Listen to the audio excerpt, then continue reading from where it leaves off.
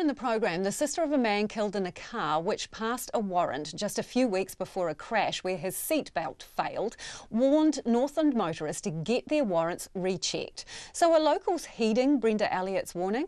Our reporter Nita Blake-Person and our cameraman Nick Munro went to Dargaville to find out. The sign at the entrance to Dargaville welcomes motorists to the small Northland town, the gateway to the Cody Coast.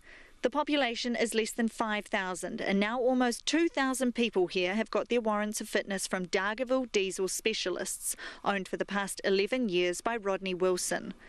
The whole process of issuing warrants is under scrutiny after Mr Wilson himself gave a warrant of fitness last December to a 1991 Nissan Sentra, which was involved in a car accident just a few weeks later.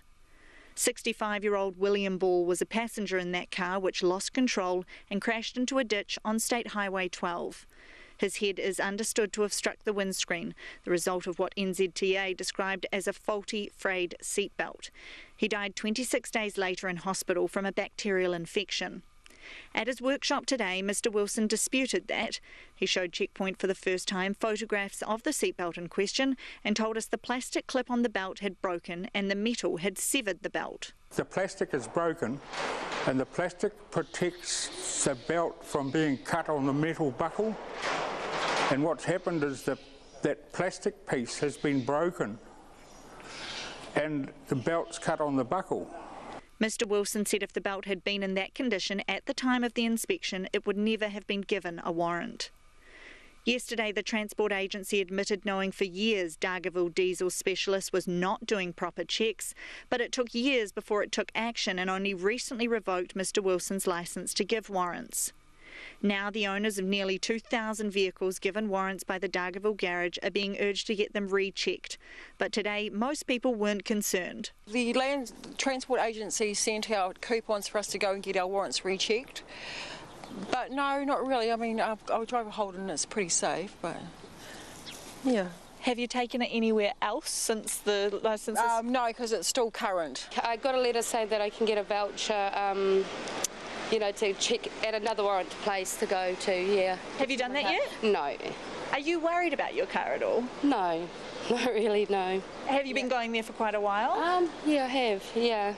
And they've always passed it, no problems? Yeah, it took a while, I sat, they didn't just drive out in it, I sat for a while and then, yeah, they brought my car back to me. This local was one of those who received a letter and has had her vehicle rechecked. Yeah, I have, and it cleared. These locals said they had sympathy for Mr Wilson. Because he is a really nice guy. I don't think he was, I think if anything he was just trying to help people out, you know what I mean? I have been using them for the last decade or so. How are you feeling now? I'm very sad for Rodney.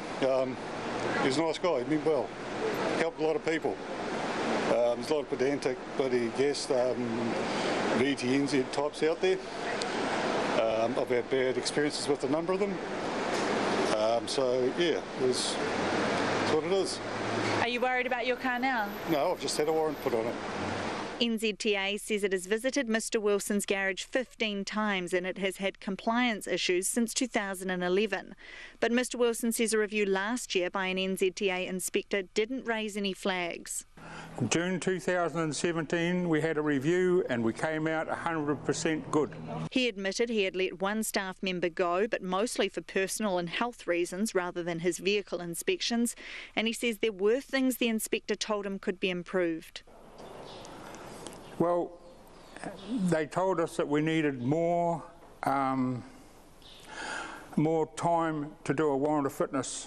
That was one of the things, that the time allowed to do a warrant of fitness was unreasonable. We allowed half an hour, and in that half an hour, only 20 minutes about was for the inspection, maybe a little more, but you had the full half an hour because the office lady would get the particulars off the vehicle and load and issue the warrant of fitness at the end of the inspection. So they told us that was unreasonable. Now the AA say 25 minutes, reading the paperwork.